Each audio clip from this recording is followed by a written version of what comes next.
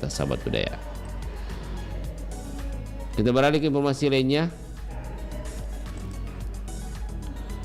Masyarakat Indonesia sebentar lagi akan merayakan HUT RI ke-79, tepatnya pada tanggal 17 Agustus 2024. Untuk menyambut hari bahagia itu, biasanya banyak acara dan lomba yang akan diselenggarakan masyarakat. Seluruh masyarakat Indonesia dari berbagai umur pun tertarik untuk memeriahkan lomba tersebut, apalagi jika lomba yang dihadirkan unik dan menarik.